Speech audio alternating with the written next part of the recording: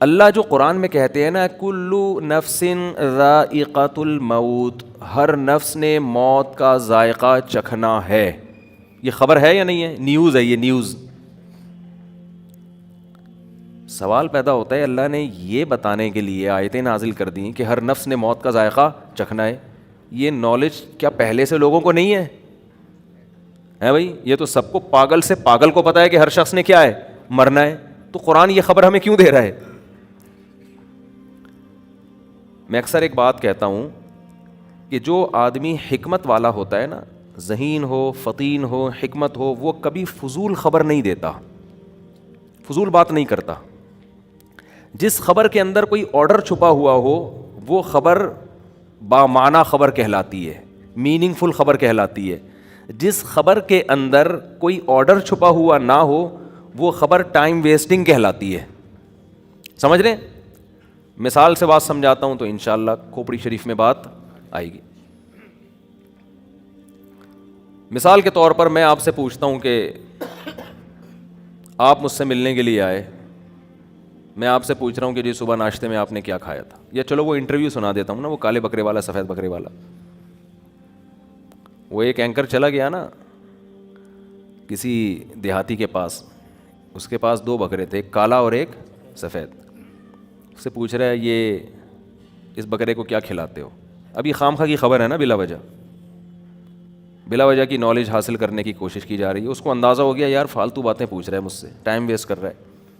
اس نے کہا کالے والے کو یا سفید والے کو؟ اس نے کہا کالے والے کو۔ کہا لوسن کھلاتا ہوں۔ کہا سفید کو؟ اس کو بھی لوسن کھلاتا ہوں۔ اس نے کہا اچھا بھائی۔ اس نے کہا اچھا یہ بتاؤ کہ کالے والے کی قیمت کتنی ہے؟ سوری، ان دونوں بکروں کی قیمت کتنی ہے؟ اس نے کہا کالے والے کی یا سفید والے کی؟ اس نے کہا کالے والے کی بتا دے۔ اس نے کہا کالے والے کی قیمت جو ہے وہ 50,000 ہے۔ کہا سفید والے کی؟ کہا سفید کی بھی 50,000 ہے۔ اچھا بھائی۔ اس نے کہا اچھا یہ بتا دونوں کو چرانے کے لیے، ٹہلانے کے لیے نکلتا ہے؟ اس نے کہا کالے والے کو یا سفید والے کو؟ اس نے کہا کالے والے کو۔ کہا ہاں چراتا ہوں اس کو۔ سفید کو؟ سفید کو بھی چراتا ہوں۔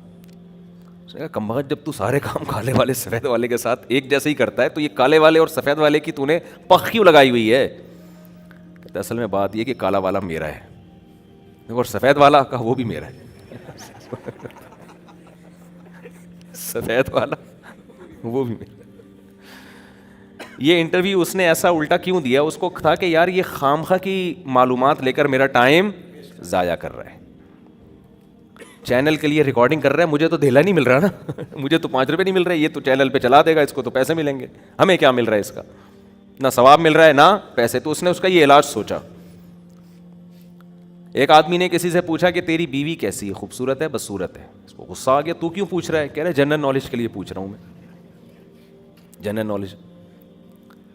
تو اب جنرل نالج بذات خود کوئی کمال کی بات نہیں ہے، خام خواہ میں چیزوں کا پتہ ہو اور آسان۔ میں جب بھی اب ٹریولنگ کرتا ہوں لوگ مجھے ایڈریس سمجھا رہے ہوتے ہیں، جیسے بیان ہے نا مفتی صاحب آپ یوں آئیے گا، پھر یہاں سے لیفٹ ٹرن ماریے گا، پھر یوں ٹرن ماریے گا، پھر ادھر سے ٹرن ماریے۔ ابے میں کہتا ہوں گوگل میپ پہ لوکیشن بھیج دے بھائی، ایسی کی تیسی یار، گوگل میپ پہ کیا بھیجو؟ لوکیشن پہ آ کے میں فون کر لوں گا آپ کدھر ٹرن مارنا ہے، 2 گھنٹے کا فاصلہ میں یہاں سے ٹرن مارنا شروع کر دوں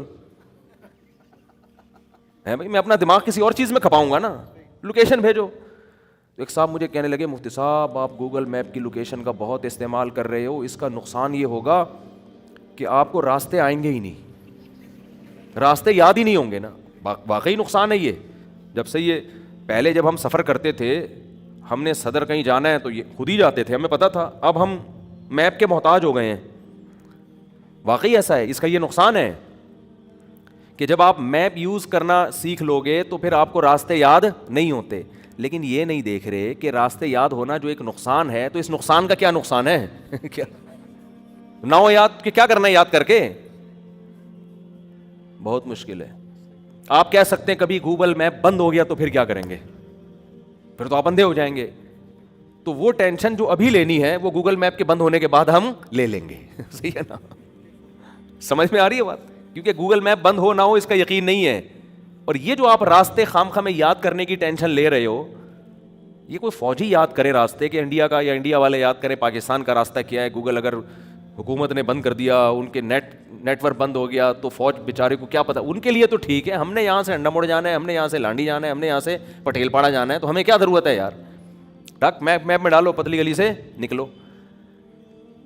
آپ کہہ سکتے ہیں کہ جب اس طرح ہم مشینیں استعمال کریں گے اور دماغ کو استعمال کرنا چھوڑ دیں گے تو نقصان یہ ہوگا کہ دماغ کام کرنا چھوڑ دے گا. یہ بھی ایک نقصان کی بات, یہ واقعی صحیح بات ہے. اس کی مثال ایسے ہے جیسے کالو کا لیٹر جب سے آیا ہے نا, کیلکولیٹر کو میں پیار سے کالو کا لیٹر بولتا ہوں, تو اب لوگ 325 کو ضرب دینا 318 سے پہلے کھوپڑی سے ضرب دے رہے ہوتے تھے بیٹھ کے, ٹھیک ہے نا, یا لکھ کے حل کر رہے ہوتے تھے. اب جب سے کیلکولیٹر آیا ہے تو آپ اب ریاضی کا دماغ میں استعمال لوگوں نے ترک کر دیا ہے.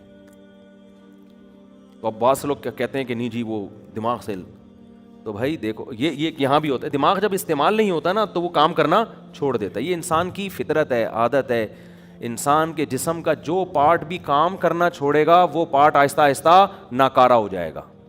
ایکٹیو رہنے کے لیے آپ کو ضروری ہے کہ آپ چلیں, ہاتھوں سے ویٹ اٹھائیں, دماغ سے سوچیں. تو جب چیزیں یاد ہی نہیں کریں گے, دماغ میں انسٹال ہی نہیں ہوں گی, محفوظ ہی نہیں ہوں گی, تو دماغ کی میموری آہستہ آہستہ ویک ہو جائے گی. تو اس کا جواب یہ ہے کہ ہم یہ نہیں کہہ رہے کہ دماغ استعمال نہ کریں, ہم کہہ رہے ہیں جو کام مشین کر رہی ہے وہ مشین کو کرنے دو, جو کام مشین نہیں کر سکتی اس پہ دماغ استعمال کرو. سمجھتے ہو, مشینوں نے جو کام اپنے ذمہ لے لیا ہے وہ مشین کے دماغ پہ ڈالو. جو مشین, بہت سارے کام مشین نہیں کر سکتی. مشین قرآن حفظ کر سکتی ہے, کرے گی تو اس کی کھوپڑی میں ہوگا نا, آپ کی کھوپڑی میں تھوڑی ہوگا. آپ بجائے راستے یاد کرنے کے کہ انڈا موڑ سے مجھے اس نے بتایا یوں جانا ہے, پھر یوں جانا ہے, یوں جانا ہے, اس کے بجائے آپ اتنی دیر میں قرآن کی کوئی سورت یاد کر لو یار. کیا خیال ہے بھائی, کوئی سورت یاد کر لو قرآن مجید کی, کوئی انگلش کا کوئی اچھا سا جملہ یاد کر لو, آئی لو یو جواب میں آئی لو یو ٹو, یہ رٹا لگا کے یاد کر لو, یہ یاد کر لو. اس کے بہت فائدے ہوں گے, آپ کی 4 شادیاں ہو سکتی ہیں اس سے. کوئی کسی ڈھنگ کی چیز میں دماغ کو لگاؤ. سمجھتے ہو؟ تو اس لیے خام خواہ کے بھرم میں لانا لوگوں کو